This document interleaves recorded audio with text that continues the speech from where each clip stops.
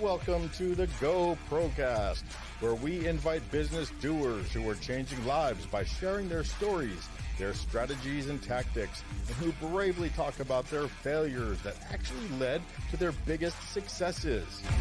Now it's time to Go Pro with Jeremy Torres. My next guest is the author of Build a LinkedIn Profile for Business Success.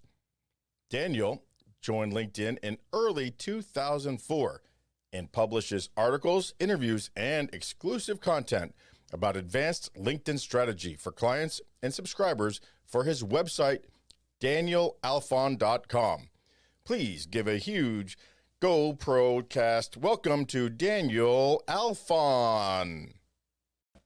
Way to go, buddy. Hi, Jeremy. How are you? Gotta give you the crowd noise there.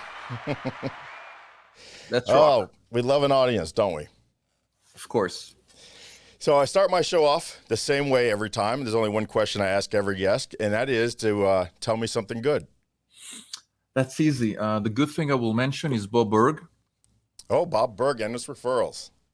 Yeah. I know you discussed with him not necessarily Endless Referrals, but the Go-Getter. Yes. And I enjoy every piece of that interview, and I'm thankful for that. Well, I appreciate that. In Endless Referrals, he comes up with the kind of the credo that if they know you, like you, and trust you, they'll do business with you. And Yeah. that went over into I forget the group. It was not Toastmasters, but the business one, BNI, Business Network BNI. International, and they took that credo. Ivan Meisner, yes. Yeah. And so a guy named Kevin Thatcher, an ex-fireman for New York City, and quit, I think, just a few weeks before 9/11, moved to Florida, joined BNI, started a title company, and he is one of the, and so that was 20 years ago, I guess, and he's one of the largest title companies in here, but a humongous connector, a Bob Berg descendant directly, just like he is a true go-giver. So it was pretty cool interviewing Bob, but I met him the week before at our Florida Speakers Association. I had a chance to actually film him giving a speech. So that was really cool. So how did you come across the kind of the golden rule, if you will, of the referral, and also we're going to really digging deep right now into LinkedIn and how that affects us. Wow, that's an excellent question. I think it boils down to our networking, and I found that 90% of my business comes through referrals. That's a huge number. Yeah, I know. It also means that when people are referred to you, in many cases, they're less price sensitive. Yeah. They're likelier to stay with you, and they could also refer other clients themselves.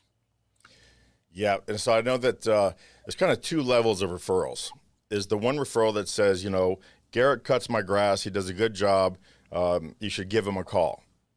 The second level, which is the platinum level, is let me introduce you to Garrett. Garrett, this is my neighbor Tom. He loves what you did for my lawn. I know you'll do the same for him. Tom, Garrett, go be happy. And that is like the next level of instant trust, credibility, all that kind of thing. So with LinkedIn, one of the beautiful things is not only can you kind of, with a scalpel, pick your network, but those introductions through the LinkedIn Messenger is something that is very valuable. It's a good commodity, and if you're known as somebody who does a lot of introductions and testimonials, give those referrals, then you get a good reputation, right? What's your favorite kind of number one tip? Let's just go for the first. For the beginner getting on LinkedIn, what's the first thing they should do? Remember that networking is more important than LinkedIn. Okay. And our relationships are more important than LinkedIn. And that means we need to do what's right and not what's popular. Yes. And so this is your page, your LinkedIn page here. Let me grab my name up top there. So your page, kind of some tips. Just walk us through how it looks starting from the top. This banner here, right? It's kind of important, right? Yeah, it's the first visual elements anyone will see on your profile, and I change mine every couple of weeks. I try to. What happens is that some people will visit your profile. There are three sources. Okay, one is they went in and joined the GoPro Realtor series, and they check you out. So Okay. they know a lot about you, and they want LinkedIn to kind of assess what you know and who you know. The second level is that Tom will say, you know what, you need to speak to Jeremy because he could help you Yeah. help your employees retention and get your business to the next level. And the third and toughest source is when someone runs a search, and you, Jeremy, are one of the 300 gazillion results. They've never heard your name. They could be excellent prospects, but they have really 3 seconds. Yeah. And that means you need to make those seconds count, starting from the banner, and also understanding the importance of the headline. The headline by default would be the title of your current position. Okay. It's not necessarily the best. Yes. Right. Because your title isn't who you are. It's what you do. Yes, we're more than what we do. Okay, Yes. we're more than who we work for. And in some cases, the name of the company we work for is not a door opener. So instead of wasting that valuable real estate, we need to try and educate or grab the attention of our prospect. And knowing who our prospect is very important when you start leveraging any platform, and LinkedIn in particular. And I noticed when I pulled it up the first time, this actually moved, and I could probably do that. I guess let me get out of it real quick here. Let me go to what you're offering our folks, which is a free download for a LinkedIn headline that sells. And so I guess it's probably, what is it exactly when they download this? It's a simple, thank you very much. It's a cheat sheet with a formula and examples before and after, and everyone who reads it can easily improve their own headline. And headline is the most important real estate in terms of text in our profiles.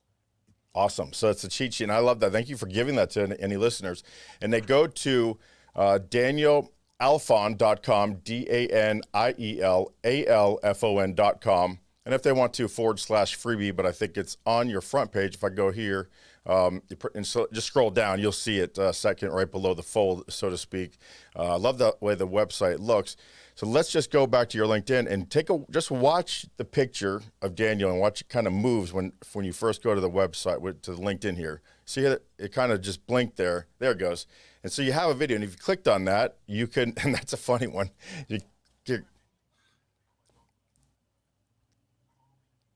So you made it funny, right? Gave it some personality. Yeah, it's the least serious part of my profile. The rest is serious, but I did want to do something because people are not don't often see video covers like this. Yes. It makes them go like, what happened here? And it's muted like you saw. And my advice would be to the limit is not LinkedIn. The limit is our imagination. Mm-hmm. And if we can have a 10-second interesting video, it would mean the world to people who got there and say, okay, let's check that person out. Yeah, I like that. That's good. Your limit is not LinkedIn. The LinkedIn is not the limits of my world. My imagination is. Bam. So how do you personally reach out to connect with people that you want as in your network through LinkedIn? What does the message look like? I actually think the best thing you could do is to leave LinkedIn. Okay. So let's say that I bumped into Bob Burke's profile before reading any of his book, and then I wanted to interview him for my podcast. I don't have a podcast, but let's say what happens, and I see that you, Jeremy, you're the only mutual connection that Bob Burke and I have. Okay. So what I would do is actually leave LinkedIn and message you. and ask how you've been. And then at one point I would say, I noticed you were connected with Bob Burg, the Go-Giver. You think you feel comfortable enough to asking him a question? Would he be willing to chat with me? Okay. And I would respect your answer. If you don't reply, or if you say Bob is not interested in this, then that's it. Yeah. But if you agree to do this, and Bob says, you know what, I'm willing to do that, then I would send you a new email outside of LinkedIn, an email you can instantly forward. And I would also ask you, Jeremy, to CC me. Yeah. Okay. Because otherwise, what will happen is that I'm going to chase and harass you every time until Bob answers. That's not what I want to do. No. I don't want to hurt or jeopardize the currency of the trust you gave me. So that's the opt-in introduction, if you'd like. I asked you. Only if you say yes, we go to Bob. And only if Bob says yes, then the intro is made. It takes a little more time, but it goes a long way to creating a meaningful relationship. So you literally wrote the book on this, and it's called LinkedIn. I read it during the thing. Let me scroll down here. It's called LinkedIn Profiles for Business Success, right? Yes, sir. And what when you say business success, I think of people who are entrepreneurs or solopreneurs, but what advice would you have for people who are working for corporations who are intrapreneurs, and how LinkedIn could affect or impact or advance their careers? I was listening to an episode you had with Maggie Perotin, and you asked an excellent question. How do you measure success? And that question is deep and thoughtful. And I think as an intrapreneur, what we sometimes notice is that companies who want to use LinkedIn or leverage LinkedIn have a sort of top-down directive asking everyone to share that post. Like, tomorrow, 9 a.m. Eastern, we're sharing this. Please try to share it. And top-down doesn't work. It doesn't work because your staff that's not part of their job, and some people are wary of, this is my LinkedIn profile, this is my account, this is me as a person, I only work for you. Right, exactly. So in some cases they would be willing to do it, but they don't know how. That's the easiest part. You can just train them or have someone external show them how to do it and explain the differences between, sharing or commenting or resharing or liking it. Yes. And as an entrepreneur, helping other people shine on LinkedIn is very important. I think that's right. I think right there you got a great point, because it's always about, like, going back to Bob's, being the go-giver, shining that light outward, not because your leader asked you to, but as just a person. I want to start making my teammates look good, people in other departments or even my competitors, but who are doing slightly different things. So you don't want to get fired. You got to be careful that when you're an employee. As a business owner, I often shine a light on my competitors because I think there's plenty of work for everyone. In our business, there is. But if there's differences, I do like shining a light on competitors as well as an intrapreneur, because it really does.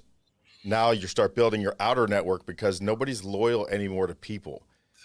So you could be out of a job one day and you want to start throwing those lines out and connecting with people in the same industry, but for other companies, but in a safe way.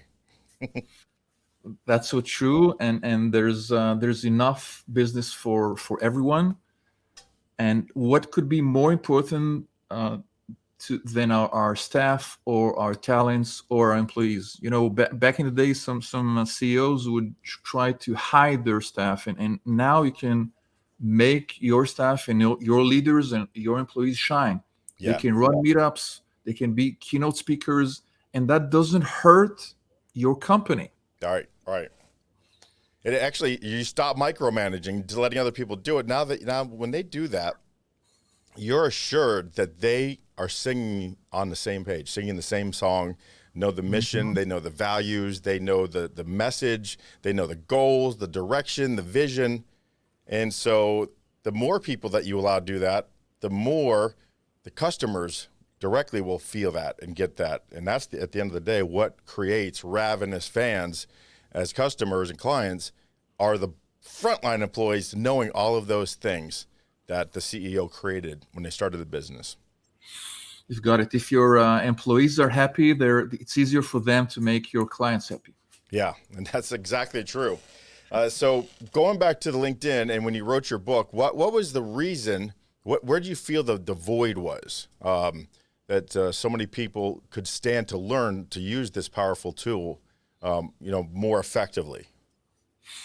Look, in a normal world, there wouldn't be a place for someone like me. What? Explain. Okay, LinkedIn is a very powerful platform, but it's not, let's admit it, it's not a very user-friendly one. Okay. It's counterintuitive. In every workshop I run, I ask people, so where should I click if I want to do X? And they all point in one direction, and it's never there. Okay. By the end of the workshop, they know that it's not going to be there. So when they feel like zigging, they should zag. Yes. And initially, what triggered this was I wanted to find some playbook about LinkedIn when I started, and I couldn't find one.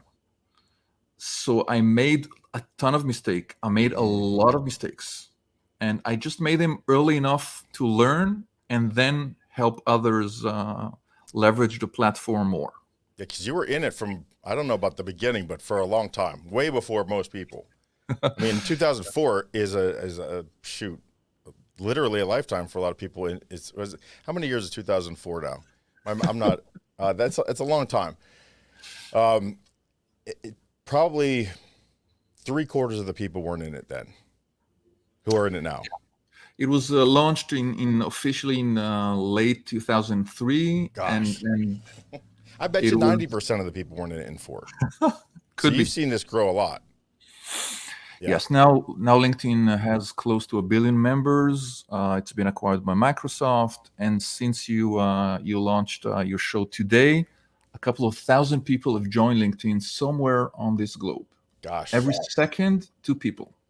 That's very powerful. Now, Jesse Itzler has the rule of 3s for LinkedIn or social media.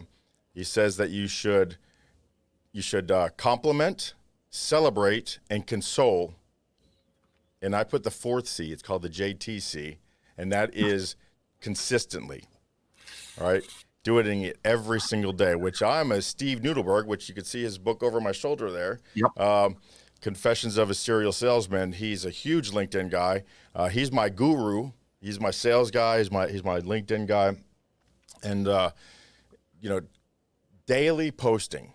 And I think it was Gary V that said, "Listen, don't think if you think too much about content. Oh, every day you blow up your head about content. Don't think of it as content. Think of it as documenting. Just document what you're doing. Today I'm doing this. So you turn around, pop, grab a selfie, throw it on there, or even not, just do an outward. And it's just you want to get something that I learned back in NSA, which is called a stop the scroll. Scroll stopping is what you want to do, and there's a kind of a formula for that. So what do you think the formula is for a good post, like 2 or 3 elements of a great post?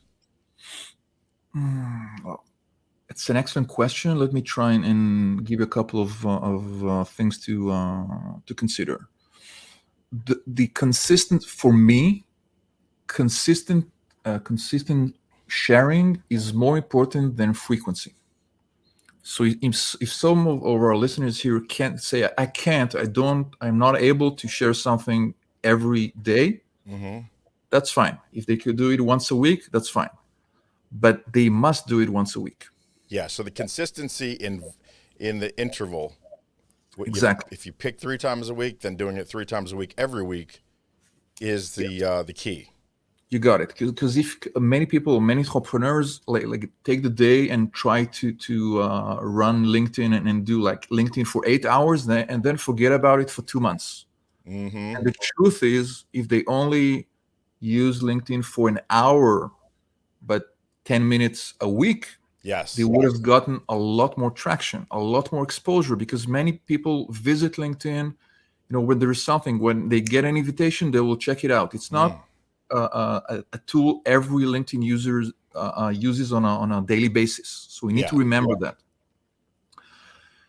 Why do we share? What do we want our reader, what action would we want our reader to perform when they read that content? Mm-hmm. Is the visual aligned with the content itself? Yeah. Is the headline catchy? Like, regular writing applies to LinkedIn. Yeah. I always say that you want to put Seymour on your post. And everyone said, "Who's Seymour?" And I said, "Look at the bottom. It says CSEE more." You want them to hit that. You want them to you want them to be curious enough. What is he saying there? The first line, space, then write, so that they have to hit that Seymour. You're absolutely right, because dwell time is one criterion that LinkedIn gives a lot of weight to. Mm-hmm. And so the consistency in your delivery is important, and whether it's pick a time once a week, 3 times a week, whatever it is. The message that meets or matches the headline or the picture. Mm-hmm. What about hashtagging? Everybody goes hashtag crazy. I personally have a set of hashtags I copied and copy paste because for me it's my weakest link is hashtagging. How important is it on LinkedIn, and should it always change depending on my post? And I'm sure I know the answer is yes, but so give us the answers, please, Jeremy. Well, I'm sure it is important. I hate it. How does one get better at hashtagging? Let's do what the doctor orders. If you hate it, don't do it. Okay, fair. That's probably a very good answer. Hold on. I think let's go with this one. Feels so much power with this button. The truth is, if you don't like it, then you won't do it, or you'll feel awkward doing it. And hashtags are not that important. Good to know. If you feel like it, it's fine, but it won't change the course of your content. It's not that important. I think overusing tags is actually counterproductive. So my advice would be to limit the hashtags you use to 3 based on the post. Okay. So you could share some content that's related to lasting transformation and use hashtag XYZ. And you can also interview someone about leadership and use different hashtags. But if you don't feel like it, it won't change the exposure that much. Okay.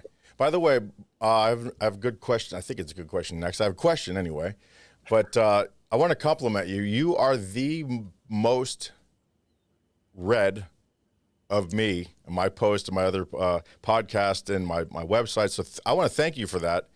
It means a lot that you drop in all these personal bombs here. Boom, this, that. I mean, nobody has done a better job at that than you, Daniel. And I do appreciate that. Thank you. It means a lot.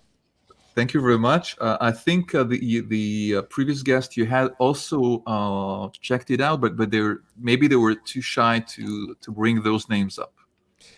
I hear things from now and then, and I appreciate them. But you're on the ball. You are on the ball. I promise. Thank you, sir. So the question I have next is, when should somebody accept somebody asking them if they could join their network, and when should they go, seems like it's just not a fit? Or should they go, I want 30,000 followers, and they should connect to 30,000 people? Cool. Let me say this. You need to make a choice between trust and exposure. Trust means you only connect with people you know well.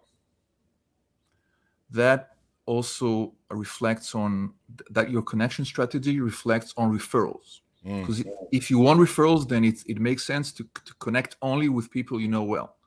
You could have 200 connections, you could have 800, you could have 1,200, but that's around it.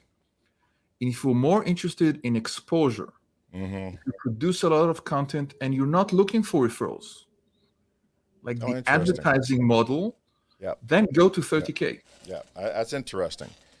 Yeah, I think you open yourself up when you do that. I think that I want to compliment LinkedIn on this thing where they go, I want to connect with you. And you go, well, I'd rather you follow me. Yes. Because if they connect with you, then they start bombarding you with all the, different messages and sales tactics. And so I like when people follow if I don't know them, or especially if they're not in the industry or in the second circle of who I want to influence with what I do and who I want to connect with. I do connect with tons of people that I don't know, but I make an active lesson or an attempt before I connect with them to say, and this is a Noodleberg tip, where do we know each other from? How did you hear about me? And then depending on their response, that's great. I will often ask them to do a virtual coffee, a 15-minute. That way, every single person on my list, not everyone, but more than 80% I've had a conversation with on Zoom for 15 minutes. That way I get rid of them trying to sell me anything, and they're not constantly pitching me. And if they don't respond with good answers, I just see it, which happens a lot. Probably 75% of people go to the wayside very quickly because they can't answer the simple question, how do you know about me? Or, where did you hear about me? Because then their answer is, well, I'd like to sell you. I'd like to, give you this, do this for you. And it's like, it's not what this is for anymore. Yeah. Maybe it used to be. It doesn't work that way. And the fact you have a system is excellent. And just think about the system that would work for you. And going back to a question about people you were not sure whether you'd like to connect with or not, let's guide our audience here. When they go to my network, then they can, on the top right, they would see all invitations, see all 3 invitations, see all 54 invitations. When they click on see all, only then the ability to message appears without accepting that person's invitation. And that means you can send a question to that person asking how you've heard me, or can I be of help, or whatever works for you. And like you said, at least 70% will not reply. Right. Yeah. But you could only be interested in some of the other 30%. And the fact you've sent them the reply without accepting forces them to say, you know what, I got your name from my gardener and I would like to work with you. Yep. And I think the counter to that is, how do you go about connecting with people? And do you, when do I know when I should follow someone or when I should physically connect with them? What works for me is making a connection the end of a process. Okay. So if going back to the coffee idea, I would send the invitation after that coffee break, after the virtual coffee. Yeah. Okay, pre-COVID, it was when we actually worked together or met. And the timing of the invitation is also important. Many corporate refugees, people who've been with corporate America for a decade or two and are starting on their own, will only send the invitations, when they're looking for clients like two years down the road. Yeah. And the time to send the invitations is when you actually work with that person, when they remember your name. You don't have to remind them who you are. Yeah. So again, consistency, like you meet, 5 people a month, you want to send 1 invitation, that's fine, do it. But don't do it in batches, like here are 50 people for 2023 and let's go elsewhere. Nope. And I know we make it a point to make it personal when we invite you. We have this in common. I see that you like the Miami Hurricanes. I see that you have a German Shepherd. I see that you went to, you used to work with blah, blah, blah. And now they know, like you looked and said, it's not that hard anymore to find out everything about somebody, right? There's so much stuff out there. So if you want to connect with them, go pick something you have in common originally, or not originally, but organically, something you really have in common, and then say, hey, I noticed you also like you blah, blah, blah, So last question, I had it in my head. It's actually just disappeared now. It was a good one too. Well, in the meantime, it'll pop back in. Oh crap. What the heck was it? Anyway, it'll come back. That's because I don't like thinking ahead of questions. And so I like to concentrate. So when I was concentrating, there it went. So your book, again, where do they get it? Amazon, LinkedIn profile. Build a LinkedIn profile for business success. They can contact you at www.danielalfon.com. And what's next for Daniel? What's on the horizon? Maybe I'll wish myself another host like you this year. Oh, beautiful! Thank you for that compliment. I It's like been having intensive. having people on like this, and it's kind of the whole point of being in LinkedIn. It's giving this connection, and then every time you start seeing someone, Daniel, I know Daniel, and start paying attention to what they're doing. Today you could get to know someone just by reading their content, and they would reach out to you and say, you don't know me, but I feel like I know you because I've heard your voice interviewing Arnaud and learning about broken unicorns, or I heard the episode that you made with that person. So the trust factor is enhanced that way. Yeah. I wish I could remember my last question, but other than what can we do for you, which follow you, connect with you, get your book, and learn from you. I appreciate our time together today. Jeremy, thank you very much. I'll just drop another name. You had another excellent episode with a LinkedIn Live expert. And anyone serious about video could also Gabe Liel, right? Yes, sir. Gabe Liel is a very good LinkedIn Live. LinkedIn Live is another animal. It's or any live streaming, which I am going to try next. I'll do a shameless plug here. I hit it by accident earlier, but it's called the Risk Factor. I didn't mean it's like subliminal, right? Risk Factor with Jeremy Torres coming soon, and because it's in the name Risk, I need to do more risking, and I probably would do some of those shows live coming soon, especially probably the first one, kicking it off. I may have Gabe as the first guest because he's LinkedIn Live, king. So thanks for bringing his name up and giving me a chance to plug. But we're looking, and you come back on that show and share the love and the positivity, and let's all keep connecting. And rising tide raises all ships, right? Excellent. Thank you very much, Jeremy. It's been a real pleasure to speak with you today. Hang around, don't go anywhere so I can give you a proper goodbye. I want to say thank you to all the GoPROcast. Now, this show is not going anywhere. We're still going to have business doers talking about how their businesses started and overcoming adversity and how their success helps others now. But the risk factor, we're going to talk about some mental health issues and also the risk of not building leaders, anything business, and that also it kind of washes over into your personal life too. So it's going to be a great show. I hope you join that one when it comes out next month. But for now, go pro.